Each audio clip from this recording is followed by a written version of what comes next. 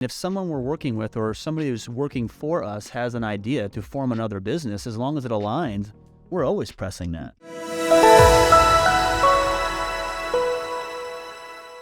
We've started so many subsidiary businesses, and some of them are still successful, and some they kind of fizzled out. But we certainly didn't.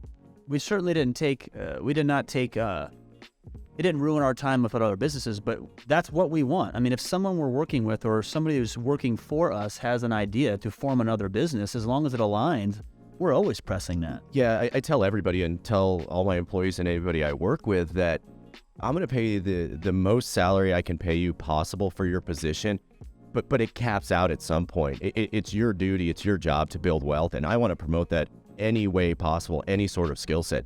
If you can come work with us and you can find real estate and I can help enable that, if we can partner on those items, that's what I want, because that's going to bring you true happiness and secure your family.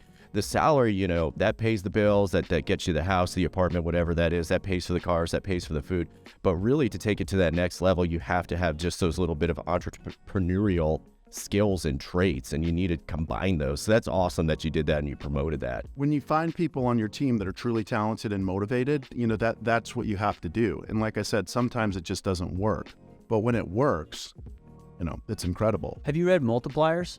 I don't think so. Oh, so I just read it for the first time I should have brought a copy last week, and I'm not fluffing your pillow. I literally thought about you during this time because I just read it last week, and that's exactly what they say. They say you hire the best talent you can, and if they're so awesome that they leave in 3 or 4 years, first off, your business succeeded for 3 or 4 years, but also when they leave and get an unbelievable job next, or they start their own thing next, how good does that make your business look? Now that's the business to go to where you can propel. And then I thought about Apple and Google and PayPal. Think about how many ex-board members of these large companies have gone on to start their own companies. Well, then now everybody wants to work for Apple, Google, PayPal. So Multipliers is a good example of kind of what you're doing, and you haven't even read the book yet. Yeah. Well, I think this was a great example, and I would encourage people to listen very closely to what we're saying in terms of how you exited, because, there's this trend now where people are kind of going behind the back of the people, they're leaders, and they're doing their little deal, and then they spring it on you at the last minute.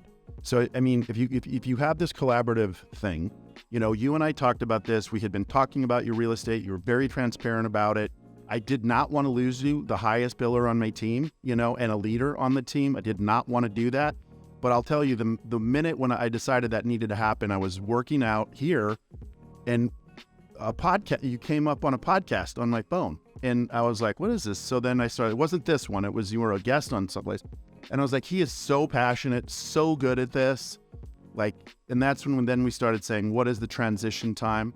And everyone needs to understand, you're not walking away from some shit job.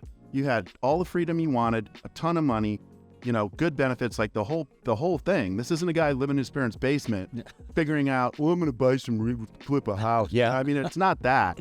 And so that's a lesson to people, and it's a lesson to, if you can be collaborative, you can both. And then we handled it in a way that allowed me to transition and you to transition at the same time. No hard feelings. And here we are, aligning on other stuff.